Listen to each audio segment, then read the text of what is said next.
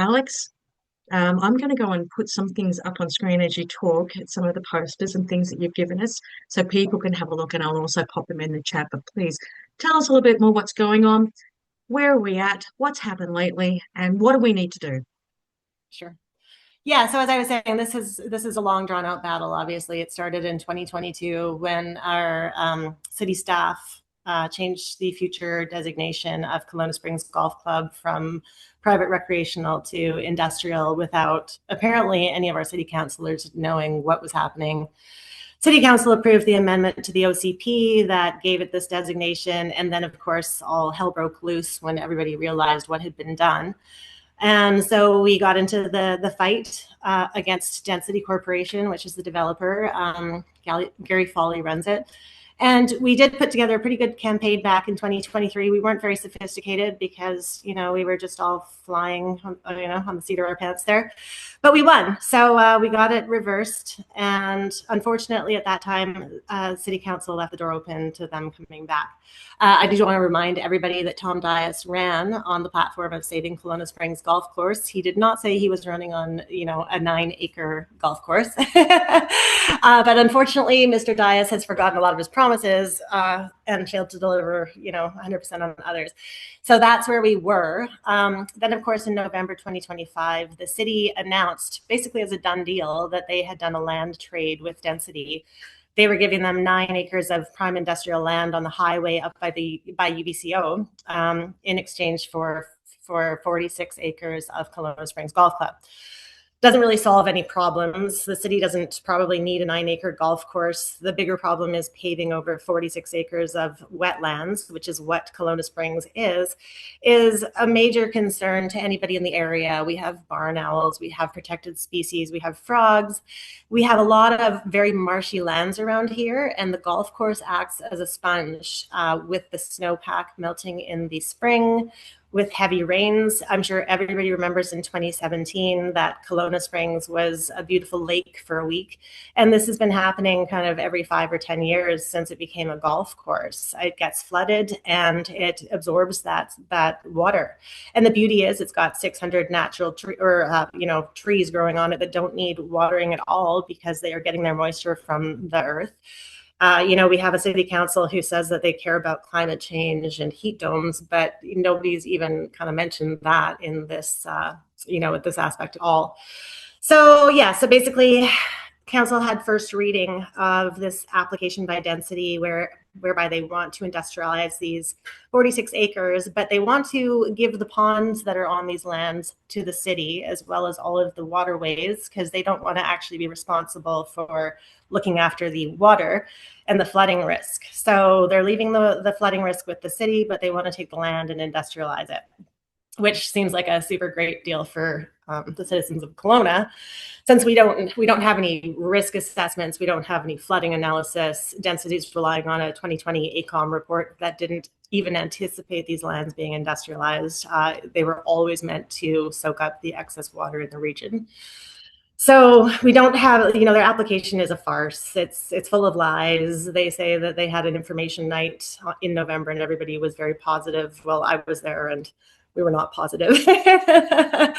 So again, unfortunately, it seems like it's been a done deal by City Council, and that's the very frustrating part, the way that Tom Dyas and other councillors have been messaging this. The public hearing that is happening March 10th is basically a formality. As we know, the Local Government Act is weak, but they are supposed to provide us with a public hearing where the public can speak and can actually sway the minds of the councillors. So we're all quite concerned that the councillors' minds are not going to be swayed no matter how convincing our arguments are, but this is our only shot at preserving Kelowna Springs.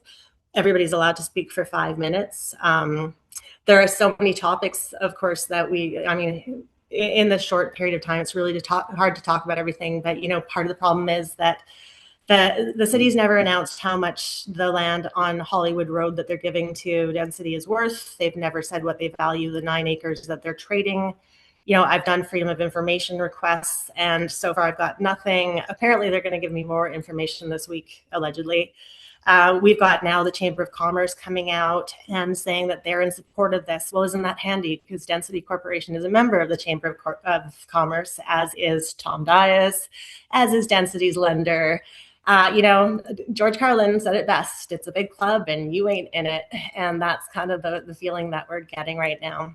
So we've been mobilizing. We've got a good group of people. We've got a letter writing campaign. Everybody's got to get their emails in to City Council. The City Clerk actually by March 9th at 4 p.m.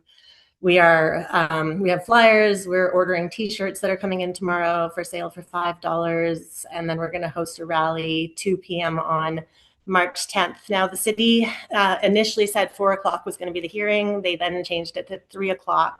I think understanding that there's going to be a lot of people.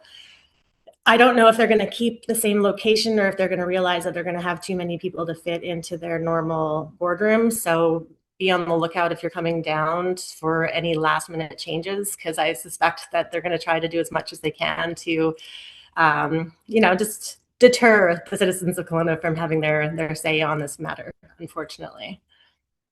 Tell us a bit more about the public hearing. What's going to happen? Where are we Sure. going to next? So the public hearing, everybody obviously has 5 minutes to talk about whatever issue they're concerned about in light of this proposal. Density Corporation has 15 minutes to talk. Much like everything else, Density has been lobbying hard. They're on the lobby registry. Well, they just put themselves on the lobby registry after being called out by Ron Cannon at the last hearing. But we're anticipating a last minute submission by Density with more facts, more allegations about the economic benefits to Kelowna. So we're all kind of watching that.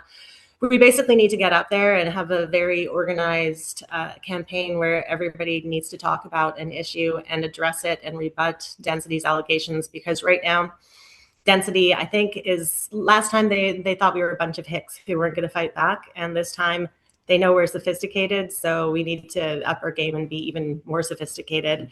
If you want to speak, and please come down and talk about something that's near dear to your heart. We're looking for geologists, hydrologists, economists, traffic analysis experts. Whatever you do, you probably have a niche somewhere to come and talk about it. The other thing that I didn't mention was Density has bought 60 acres of farmland on Old Vernon Road that they're planning to build a commercial road through, which to me is very unethical and disturbing. If anybody can come along and buy agricultural land and then use it for development, that again is makes a mockery of the Agricultural Land Commission Act, which is the mockery in many ways. But the government seems to be making up the rules as they go along, and when it doesn't suit them to follow the rules, they just ignore them. So we have to get up there and explain that we're watching closely. That's great. Thank you so much. I just wanted to put the poster up so people can have a look at what the details are. The rally will be starting at 2 o'clock. The hearing starts at 3. There are T-shirts, as Alexander said, that will be for sale for $5. I no doubt you can connect or drop into the chat if you're looking for one. We'd love to see you there. If you think you can come out and support, please do so. Please let us know if you'd like to connect with any one of us. I know I'll be there. Lloyd will be there. And Lloyd, you'll be speaking. Do you want to have a bit of a chat with telling us about what you think you'll be talking about for your presentation?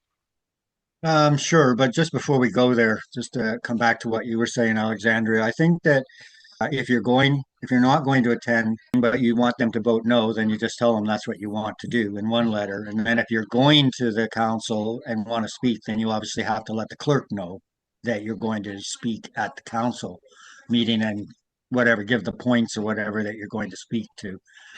And then one of the question I had on that is that, Alexander, do you know how they pick the order, or is that so you could answer that one in a bit. And then the other thing too is that I think it's really important on this issue to encourage people to phone the counselors. They're not getting enough phone calls, and that's really critical. The more we bug them, we know that Dee Hart is going to recuse herself from the deliberations because of conflicts, but the rest of them for sure. Obviously, Ron Cannon is the only one that's actually put any opposition towards this particular issue and asked. I think he was the only one that asked questions at the last hearing. I'm not sure. You were there, Alexander, so you could. I'm pretty sure. But anyway, bottom line there is you don't have to necessarily waste your time phoning him, but the other ones, because a lot of times you're just going to get a message anyway. and the more they get, then the better. Um, and then the other question I had about the ALR land. So that's so they've applied to the ALR to have that road that they want to build to be removed. So you don't have to remove the commercial road. You just have to get the ALC's blessing. So they've requested a 24-meter road right of way. And you can also email the ALC to tell them what you think about that too. I believe it's alc.okanagan@gov.bc.ca, I believe. But I can definitely get that email to anybody who wants to send the ALC an email just expressing their disappointment that a commercial developer can buy farmland specifically so he can get trucks through and have another access point, which I suspect he needs for this development. The other part about that road is it's going right through wetlands on Herrerin. There's going to be a traffic disaster down there because you've got the meeting of Ackland and Herrerin and Bowman, and then you get onto the highway right where there's a corner where there's no visibility. So putting more traffic through there is ridiculous. You're going to have the same traffic problem on Old Vernon Road. People speed down there all the time, and same visibility problems because you're right under the crest of a hill. So terrible idea. And the application, from what I understand, has not been submitted to the Ministry of Transportation, although they were very nice to me initially, but somebody's obviously talked to them because now they're not so nice to me. Honestly, I feel like I'm in one of those horror movies where you keep on running to people to help you, and then it turns out they're part of the bad people, like us. Oh no.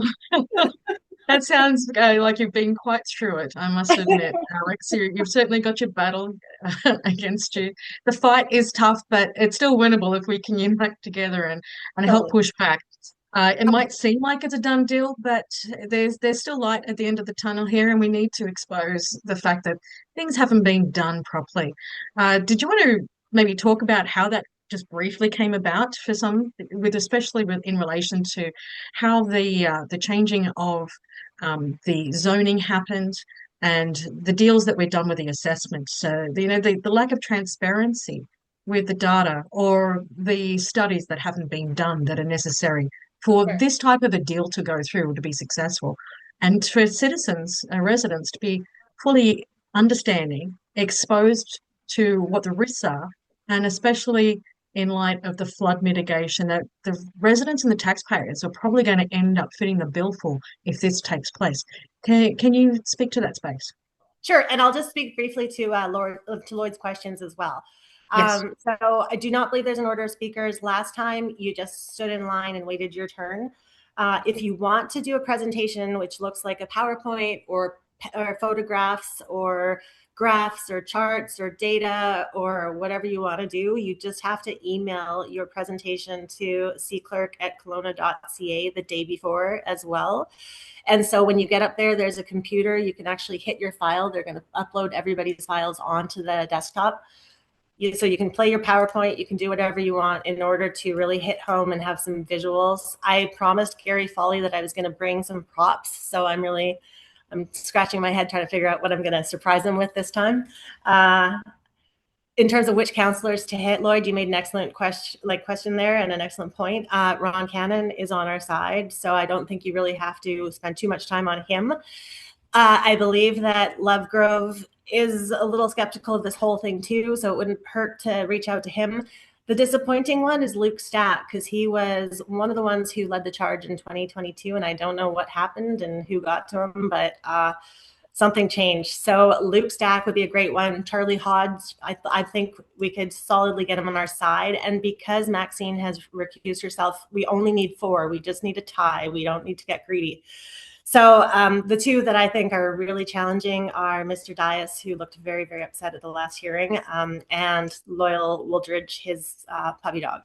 So I would definitely reach out to them and tell them how disgusted you are and how this is really going to affect the next election and how you're voting in it. How about Mohini? Mohini, she's also one that we could possibly sway. I would definitely put her on the sway list. But those two, Wooldridge and Dyas, are going to be our top problems, I think. And then in terms of the zoning change, I mean, that was 2022 when they changed the OCP without anybody, being told about that. which was just so ridiculous. They call it a mistake, an administrative mistake. I think we all know that there's something more going on than that, because Ian Robertson, who owns the golf course, had been reaching out to city staff trying to get rezoning for many years. Right. This is Ian's retirement package, and he wanted out of there with a nice little cash cow, and he didn't want, obviously, the $5.3 million that a golf course is assessed at. He wanted a little, higher price on that. And just to point out, if density had actually been able to industrialize these 106 acres, that's basically $1 million an acre at least. We don't know how much they bought the lands for, but they certainly didn't buy them for $106 million. So it was going to be a $70 million payday before you even start to develop the lands. Just to point out, we have a 30 to 50-year glut of industrial lands, as studied and assessed by the RDCO, and this was even before the Lake Country Business District was announced. So we've definitely got 50 years of industrial lands. We don't need them right now, and if we did need them right now, a wetland is not the place to build anything, really. You have to scoop out so much slime and muck, and then you have to raise them up. We've got Mill Creek right next door. You have to filter out. We don't know what kind of industrial uses are going to end up there. We have mechanics, we have recycle, facilities, whatever. We don't know what's going to be going into those drains, entering Mill Creek and going down to Okanagan Lake, where we get to drink, our water from.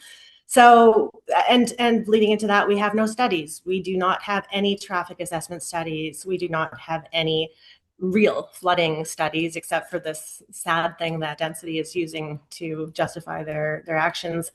We don't have any, nobody's done a protected species study, environmental studies. We don't have any of that. We don't know who's going to flood if this development happens. I suspect my farmlands are going to be hit first, which is why I got involved. But we're also talking about the business district in Ackland, all of the businesses that are already there. It's such a marshy area that as soon as you pave one area, springs start to pop up in other places. And obviously they just go for the path of least resistance. So where is that and what does that look like? Nobody really knows. And at the first reading, which anybody can go and watch on the Kelowna City Council site, you'll see Ron Cannon asking all of these questions, right? He's like, what about this? What about that? And the city staff's answer to every question was, we'll figure that out later. I don't know how you can figure out later whether this is a good place to industrialize after you've rezoned it for industrial lands. Like, this is our one shot at at getting this right. And many people have made the argument, just defer it, do the studies, come back in a year, come back in 5 years, and tell us why it needs to be there. But obviously, city council right now, for whatever reason, just would prefer to shove this through and not give it the time it deserves. It's very disappointing, honestly, and we're not surprised at the pressure that's been applied to Stack and for people to turn the cheek the other way, especially what they've just done with the chamber, the Kelowna Chamber, and putting the pressure of them to support density in this proposal. Where's the bipartisanship in any of this? That's a hell of a lot of pressure. How's anyone, supposed to go up against the machine, Alex? This is what you're doing. So I applaud you and very good for trying to take on this battle. I hope you've got some really good people behind you, and I haven't met them yet, and I'm assuming you do. So maybe we'll get to see them on the day, and we will hopefully get enough people between all of us here to make a very good hearing out of it. I know people who are working, if you could come down and support this. It is at 3 o'clock. Technically, it will be going on for hours. There's a long list, I believe, of speakers. How many have you got so far, do you think, Alex? We don't have a final count, and people are still dropping in, and obviously I don't know everybody who's speaking.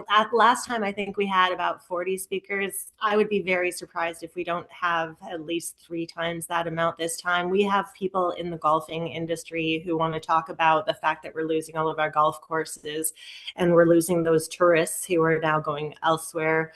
I'm hoping we get some financial people up there to talk about the amount of money this is going to cost the city with, flood mitigation, with infrastructure that they're going to have to build with roads. I mean, it's such a huge project that, it hasn't been given the amount of, what do we say, dignity? Good. That's a very good comment. Yes, the dignity, the care, the due process. Yeah, I think it's what we're looking for. It's a procedural, nightmare. Yeah. Yeah. Um, So normally what happens in this case is that with the development proposals is that they have to have all that information up front. And then they'll submit it to the planning department. And then the planners look at it and find out what's wrong with it in order to evaluate the project. But that's obviously not what's going on. Just wanted to add a few things. So I didn't speak to what I was going to speak about, but it's going to be basically about the biodiversity, the history of that corridor, because I did a project, Mill Creek Enhancement Project, 30 years ago. But anyway, there's a lot of it's going to be about that. And then as far as the asks are, they shouldn't be doing this until they have those studies in place. There should be no land deals until we know exactly what the transit situation is going to be with respect to what they actually have to do through Bill 47. And I'm going to be suggesting that they expropriate it. And if they don't want to expropriate, then the school district, since they now have the powers of expropriation, should expropriate for a biodiversity educational center. So you take part of the course, put an educational center there, make it 9 holes. The rest of the course you use for, nature walks and all that kind of stuff. And then again, stress the fact that what they're planning on doing right now is saddling the taxpayers with extra costs for infrastructure and trying to, basically starting to develop that area. And what it will do, without a doubt, is it will change where the water goes. It will create more flooding. It will, the biodiversity will be destroyed. And I mean, we're just going to be saying that this, shouldn't be allowed to happen without proper studies in place before you go off and cut these deals. And I'm going to also say that if you have cut this deal already, and this is just a formality, then you're going to pay for it at the ballot box. yeah. That's what I'm thinking. Here, here. Sorry, I'm just putting my gavel down. Yeah, this is an election year. It's going to be suicide for these guys. If you're a councillor or mayor, and you're trying to take away some of the spaces, be stepping very carefully in your next moves. You'll have a scorecard at the end of the day at how you voted. And, the election is October 22nd, 26th. There's a lot of people who are going to remember this at the ballot box. So do the right thing, councillors and mayor. You need to step up to the plate. You need to honour your promises and your oath to your citizens and your residents. I'll yield on that. As Alex is the lawyer, I'll let her speak. But now let's just hand over to you, Alex, because if anyone here has got any questions for Alex, please put up your hand, come on in, have a chat. Hi, I don't really have a question. I just wanted to make you guys aware of something about Tom Dyas, because I had a previous run-in with him in Penticton, and I'm familiar with the guy. He used to own a company called Trio, Trio, out of Calgary, Alberta. And he entered into a contract with the city of Penticton to develop the south end of Skaha Lake and the beach there throughout that whole area, including a dock and restaurant and so on. They were going to get rid of a kiddie park slides and stuff that are there. And my friend Nelson at the time, who has also been involved in freedom issues for decades, and is one of the co-founders of our group Clear, he opposed it. And in a city of 30,000 people, he got 10,000 signatures on a petition, and over 1,000 people showed up at a public hearing on the matter. And they were just roasted. The city was roasted. Half the councillors approximately got voted out the next election for entering into this contract without public approval, without public knowledge or city approval, or from people from their approval. They just went and did it and didn't listen to anybody, and they got voted out. And what happened is the city had to buy out Tom Dyas and Trio from that development because nobody wanted it, and so they had to buy them out. And when Tom Dyas was running, it was a real problem because the mayor before Basran, he was a real nutcase. But in any event, we didn't have much of a choice, and maybe it's structured that way by behind the scenes, we don't know. But I warned people about Dyas. He was a serious commercial developer, and he is going to continue to be a serious commercial developer.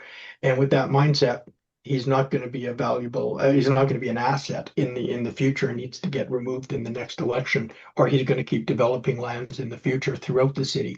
And that's his objective. Its whole objective is development and making money. And that's where all his loyalty lies. That's where his friends are. And that's where the club is, to quote you, Alexandra. That's where the club is with him. So I just wanted to give you a bit of a background on him. We won, by the way. One of the reasons the city had to take it down or stop the agreement is because we filed court action. I helped my friend do the court action, and we got it filed, and they just had to back down in the face of this court action because there was other parties involved that I wasn't even affiliated. A whole bunch of us filed the legal action. So um, he's not friendly to wetlands. He's not friendly to parks or environment. He is friendly to big business and corporations, and that's it. Thanks. Yeah, Thank just to add to that too, there was a clip on Kelowna Now where Dyas was asked about Bill 44, and he was quite clear that it was much more beneficial to have that bill in place because everything could be speed tracked, could be fast tracked now, and you don't have to worry about public hearings and delays. Thanks so much. I appreciate you letting us know there, Dave. That's awesome news. And I'm sure Alexandra will be able to use some of that information or help explain some of the risks that are around what has already been previously done and is now looking to do the same types of similar developments and risks and problems that are happening in Ellison. As we move ahead, or just about to move on here, does anyone have any further questions before we do? And I would like to also give Alex the chance to have a last say here as well. So, any further questions or comments? I was just thinking that maybe what we should do is ask, since the city is so much into development, that we should ask them to join their own um, registry for lobbyists. That's a great idea, actually. The way they're developing at the moment and the lands Yeah, that they're buying up, I think Kelowna has become its own lobbying firm for well, development. they spent 30 million bucks buying the piece of land right on the foreshore there. And again, we're paying as taxpayers the interest on the money they borrowed to buy that and hold it. So, they I think they should be on the list, so that we know that what they're actually doing is lobbying for developers. And I mean, I'm saying this and that not all developers are bad. And I think it's the smaller ones that have taken the main hits from all of this development with respect to providing for multifamily homes, but there's just not many of those being built now. There's a lot being sold, I think, as Tamara said before. It's probably the number one sales in the community as far as what's being sold, but they're not being built hardly No. at all. So Well, that's a very good point you actually make there, Lloyd. Uh, Actually, I have a question further to this, Alex, if you could come in. We spoke a little while ago with relation to the other golf club, the Michaelbrook Golf Club, you might recall. And there was some confusion about this, and we tried to get a handle on what the situation was. Back in January 2025, Michaelbrook was sold. The owners actually approached the city, and the city bought it, took on the expense. It's now a public golf course. But there's confusion when you go to look up the history or research on this because it was clearly slated and going to be diamonds and part development and some sort of multi-use process of zone, I believe. Around that area, there's already encroaching new developments happening anyway. So you can sort of see where that's going. And especially where they do have H2O and those playing fields not too far from the other side. I suppose my question here is that they're supposed to be holding it for maybe 15 to 20 years, the word was, before they start to develop it. So what happens then when there is no wetlands, there's no there's no biodiversity, there's flooding happening, there's no 18-hole golf course for the public to use, and they're certainly cutting out a whole slew of people who want to be able to play golf but can't afford it. And I've got to say, as a golfer, Michael Brook is a leveling a short 3 and 4 par course. you're lucky if you've got one par five on there. They call it a bit of a cow paddock for a reason, and it's not a pleasure to play. We love Kelowna Springs, and it represents people who actually are still trying to learn, but they're trying to get longer drives. And to be in that nature space is just such a delight and so grounding. So to lose that would be absolutely tragic.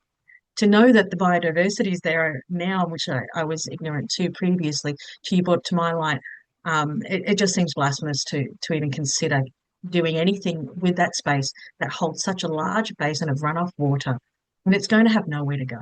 And it's going to be pushed down and further pushed onto other areas, and the problem and the cost will be pushed onto us, the taxpayers. So, do you want to finalize your last words here, Alex, before we move on to the rest of our event and schedule this evening? Yeah, and thank you. Like that's another excellent point. We're losing golf courses at a time when we're predicting our population to grow. So that doesn't really make a lot of intuitive sense because it's hard to find 108 and 106 acres to develop as a golf course unless it's, already there as some kind of recreational area. And I've heard from golfers, obviously, it's getting super expensive to golf because every time you lose a golf course, the other ones jack their rates as they, need to.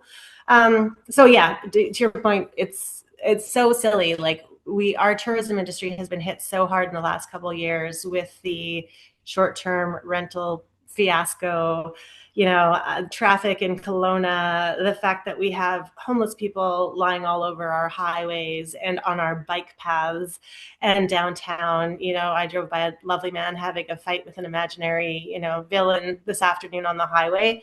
So why do people want to come here? Like tourism is our major industry, right? Our major industry is not big box warehouses in Lake Country and Ellison.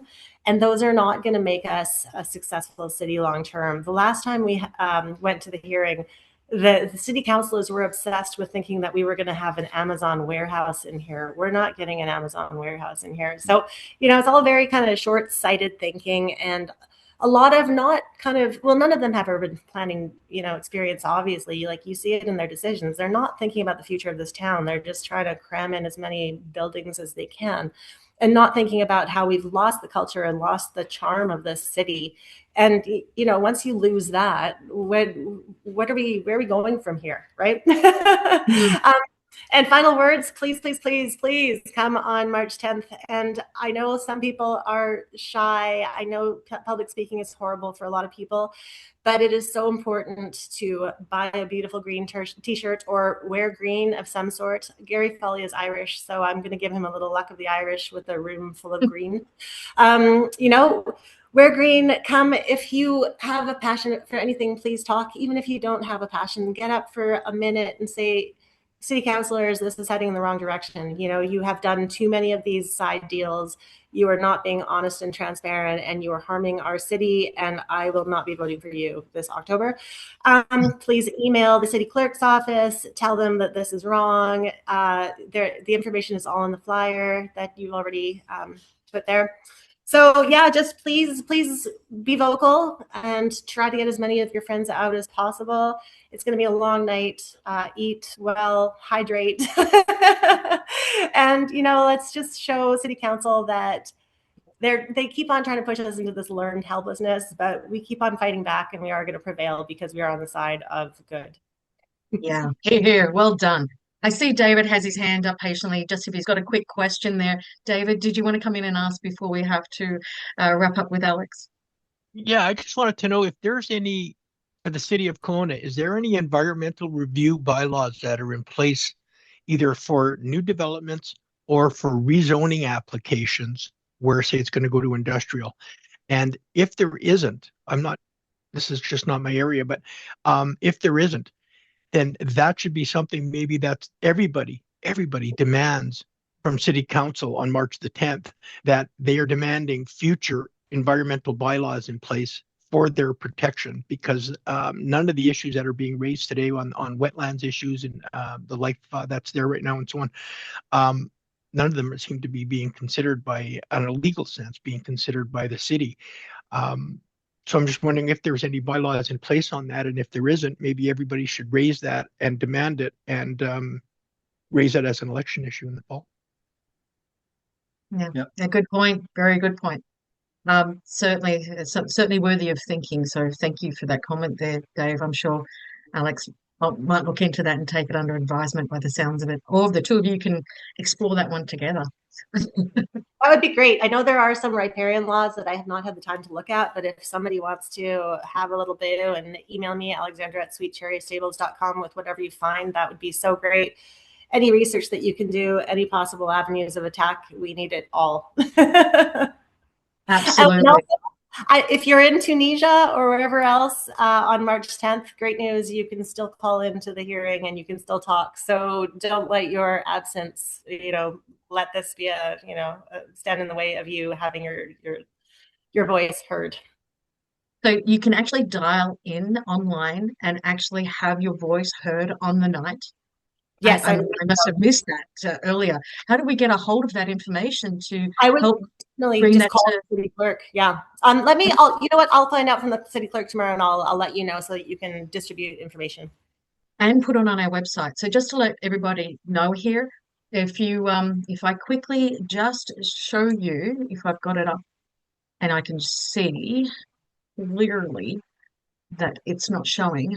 Of course, it's not exactly showing, but I can hopefully get that for you right now.